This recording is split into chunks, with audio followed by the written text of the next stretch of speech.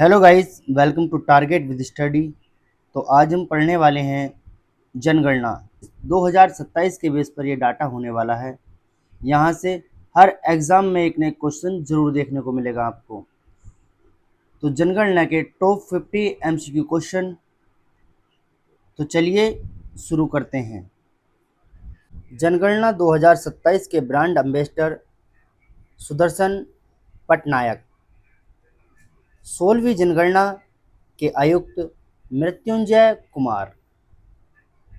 जनगणना 2027 का शुभांकर प्रगति और विकास। जनगणना 2027 का पहला चरण 1 अप्रैल 2027 से शुरू होगा। भारत की पहली डिजिटल जनगणना 2027 में होगी। भारत की पहली जनगणना 1872 में हुई थी। पहली बार घर बैठे जनगणना 2027 में होगी। तो अब हम एमसीक्यू करते हैं। भारत में अगली जनगणना किस वर्ष आयोजित की जाएगी? तो आपका राइट आंसर होगा ऑप्शन सी 2027 में। जनगणना 2027 भारत की कौन सी जनगणना होगी? तो आपका राइट आंसर होगा ऑप्शन बी 16वीं जनगणना होगी। भारत में पहली जनगणना कब हुई थी? तो आपका राइट आंसर होगा ऑप्शन बी 1872 में पहली जनगणना हुई थी। भारत में पहली नियमित जनगणना कब हुई? तो आपका राइट आंसर होगा ऑप्शन बी 1881 में हुई थी। जनगणना 2027 किस मंत्रालय के अंतर्गत कराई जाएगी? तो आपका राइट आंसर होगा ऑप्शन सी गृह मंत्रालय के द्वारा कराई जाएगी। भारत की जनगणना कौन आयोजित करता है?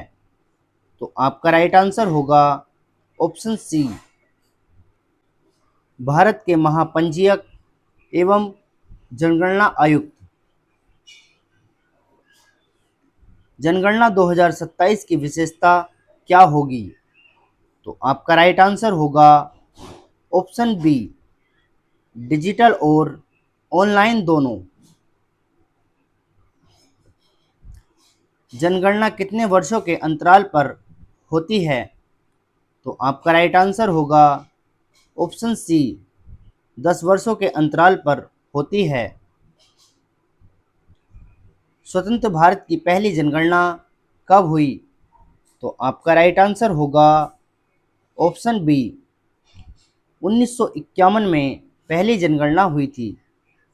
जनगणना 2027 में डेटा संग्रह का प्रमुख माध्यम क्या होगा? तो आपका राइट आंसर होगा option A tablet, mobile app दोनों। जनगणना का आधार कौन सा अधिनियम है? तो आपका राइट आंसर होगा ऑप्शन बी जनगणना अधिनियम 1948। जनगणना का विषय संविधान की किस सूची में है? तो आपका राइट आंसर होगा ऑप्शन बी संघ सूची में है। जनगणना 2027 में पहली बार क्या शामिल किया जाएगा? तो आपका राइट आंसर होगा ऑप्शन ए जाति गणना शामिल की जाएगी। जनगणना का मुख्य उद्देश्य क्या है? तो आपका राइट आंसर होगा ऑप्शन बी जनसंख्या संबंधी आंकड़े जुटाना। जनगणना 2027 में स्वयं गणना की सुविधा उपलब्ध होगी। तो आपका राइट आंसर होगा ऑप्शन ए हाँ। भारत में जनगणना किसके अनुसार कराई जाती है? तो आपका राइट आंसर होगा ऑप्शन सी वर्तमान निवास एवं जनसंख्या गणना पद्धति। जनगणना में परिवार की जानकारी कौन देता है? तो आपका राइट आंसर होगा ऑप्शन बी, परिवार का सदस्य। जनगणना का उपयोग किसके लिए किया जाता है? तो आपका राइट आंसर होगा ऑप्शन डी, उपरोक्त सभी के लिए।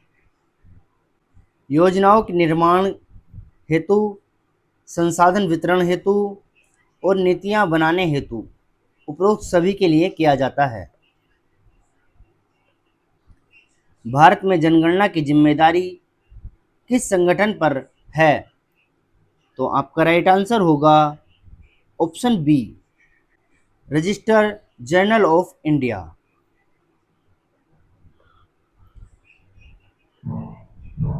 जनगणना 2027 में डेटा संग्रह की प्रक्रिया कितने चरणों में होगी? तो आपका राइट आंसर होगा ऑप्शन बी, 2 चरणों में होगी। मकान सूचीकरण किस चरण में होते हैं? तो आपका राइट आंसर होगा ऑप्शन ए, प्रथम चरण में होता है। जनसंख्या गणना किस चरण में होती है? तो आपका राइट आंसर होगा ऑप्शन बी, द्वितीय चरण में होती है। जनगणना 2027 में डेटा किस रूप में सुरक्षित हो रहेगा? तो आपका राइट आंसर होगा ऑप्शन ए, डिजिटल रूप में सुरक्षित रहेगा। भारत की सबसे अधिक जनसंख्या वाला राज्य कौन सा है? तो आपका राइट आंसर होगा ऑप्शन सी, उत्तर प्रदेश सबसे अधिक जनसंख्या वाला राज्य है। भारत की सबसे कम जनसंख्या वाला राज्य कौन सा है? तो आपका राइट आंसर होगा ऑप्शन बी, सिक्किम सबसे कम जनसंख्या वाला राज्य है सिक्किम।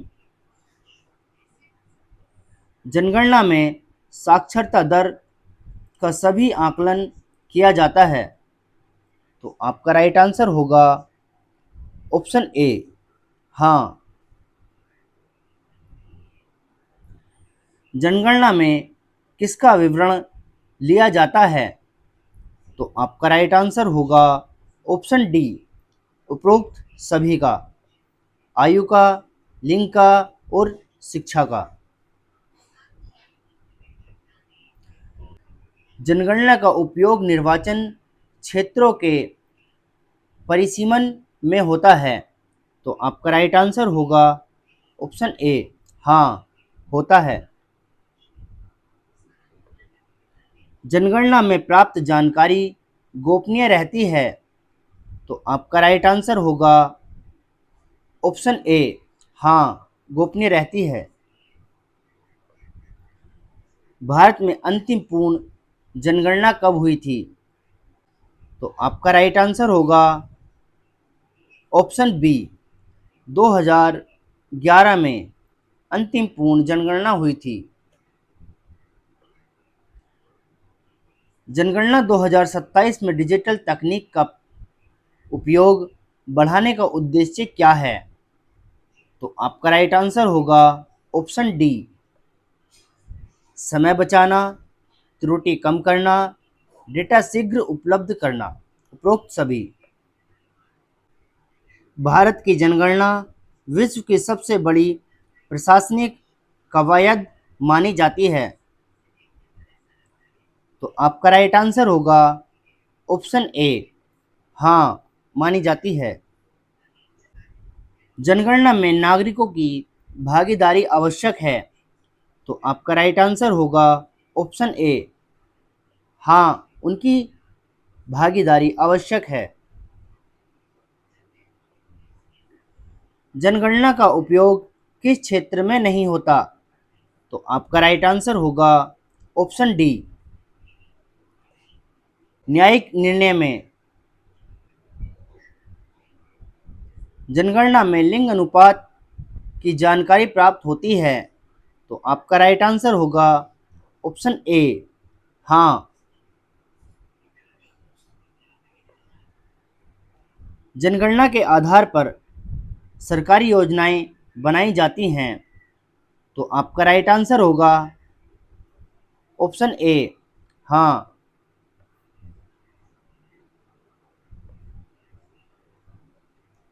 जनगणना में प्रवास संबंधी जानकारी ली जाती है। तो आपका राइट आंसर होगा ऑप्शन ए, हाँ।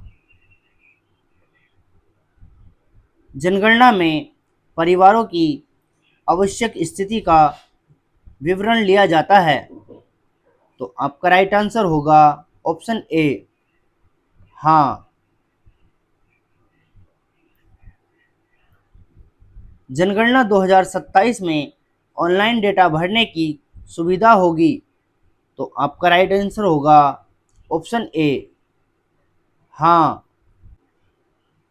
जनगणना 2027 का एक प्रमुख उद्देश्य क्या है? तो आपका राइट आंसर होगा ऑप्शन ए, सटीक जनसंख्या आंकड़े प्राप्त करना। जनगणना के आंकड़े किसके लिए आधार बनते हैं? तो आपका राइट आंसर होगा ऑप्शन डी, उपरोक्त सभी के लिए। नीति निर्माण के लिए, विकास योजनाओं के लिए, संसाधन आवंटन के लिए। भारत की जनगणना का आदर्श वाक्य क्या है? तो आपका राइट आंसर होगा ऑप्शन बी, हमारी जनगणना हमारा भविष्य। जनगणना में परिवार संख्या का निर्धारण किया जाता है। तो आपका राइट आंसर होगा ऑप्शन ए, हाँ, किया जाता है। जनगणना के आंकड़े किस स्तर तक उपलब्ध कराए जाते हैं? तो आपका राइट आंसर होगा ऑप्शन डी, उपरोक्त सभी के लिए। राज्य के लिए, जिला के लिए, गांव या वार्ड के लिए। जनगणना में दिव्यांगता संबंधी जानकारी भी एकत्र की जाती है। तो आपका राइट आंसर होगा ऑप्शन ए, हाँ। जनगणना 2027 में तकनीकी सहायता के लिए क्या उपयोग होगा? तो आपका राइट आंसर होगा ऑप्शन डी, उपरोक्त सभी। मोबाइल ऐप, डिजिटल पोर्टल और टैबलेट भी। जनगणना के आंकड़े आर्थिक एवं सामाजिक अनुसंधान में उपयोगी होते हैं। तो आपका राइट आंसर होगा ऑप्शन ए, हाँ, उपयोगी होते हैं। जनगणना 2027 में डेटा संग्रह अधिकतर किस रूप में होगा? तो आपका राइट आंसर होगा ऑप्शन ए, डिजिटल रूप में होगा। जनगणना भारत में विकास की योजना बनाने का महत्वपूर्ण आधार है। तो आपका राइट आंसर होगा ऑप्शन ए, हाँ। जनगणना 2027 का महत्व क्या है? तो आपका राइट आंसर होगा ऑप्शन डी, उपरोक्त सभी। जनसंख्या का आंकड़ा, नीति का निर्माण और विकास योजनाएं, उपरोक्त सभी। तो गाइस, वीडियो कैसी लगी? वीडियो अगर अच्छी लगी हो तो वीडियो को लाइक करें, कमेंट्स करें और चैनल को जरूर सब्सक्राइब करें। तो मिलते हैं नेक्स्ट वीडियो में।